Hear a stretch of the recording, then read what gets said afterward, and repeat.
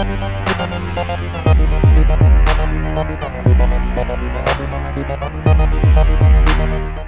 would you say your training style has changed from when you were a green trainer, you know, your first few years, to what it is now? How different would you say your style of training? I think we all, you know, we all, when we first start off, we all think we're going to have a champion in the first 12 months. I remember going to Phil Martin, we called him Phil Delegan, and I used to train when he was a young boy. My dad trained him.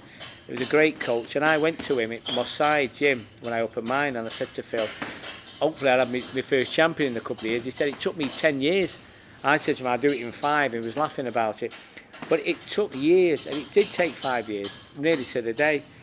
And I thought I would have a champion in a couple of years. But it takes time, and it's what I've got now, what I didn't have then, like we say. I've got experience. You know, I have made mistakes, big time. And you learn off them, and I've learned off them. And I think I'm a coach now that's level-headed, and he's got the experience, and I've worked with great fighters as well. And I think working with Matthew Hatton, and unfortunately he's retired now, and I wish him all the very best. He was a great fighter. You know, we worked with Matthew, and then working with the legend Ricky Hatton. Puts you in good stead, because you've been over to America and been and seen how they train, and it's invaluable experience that you have, and I've took that on board, and I think now I'm in a better place now, and I've got a great stable of lads around me, and I'm still as hungry as I was when I first started. But as I say, I've got the experience to go with it. And my father always said to me, you know, be as hungry as a wolf, and I am hungry as a wolf. Sometimes I want it more than my fighter, and that's sometimes when I get very disappointed with their performance when they lose. I think, God, I wanted it more than he did, and that hurts me deeply. I think I've got a great stable of lads, and like say with David Barnes fighting Frankie Gavin, you know, I do believe that he's got the potential and the experience to beat Frankie, even though it's a hard fight, and Frankie's an extremely good fighter.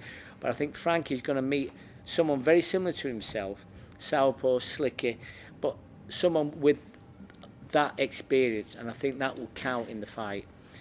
And it is his last chance, David. He knows that. He's 32 now, and he knows it's got to win this fight. It's the one he's got to win. The pressure's off him. Everyone said he's the underdog, and that helps us going into the fight. Where when I went in with Denton for Cell, I think Denton was 50-50, and I think that's unfortunate for Denton. The pressure got to him too much, and this time, you know, we've got nothing to lose, everything to gain. So it'll be a great fight. I'm looking forward to it. People are writing me off already, but that's people's opinions. I know myself and my body, and people say I'm too old. I'm 32 years old. I've been out of career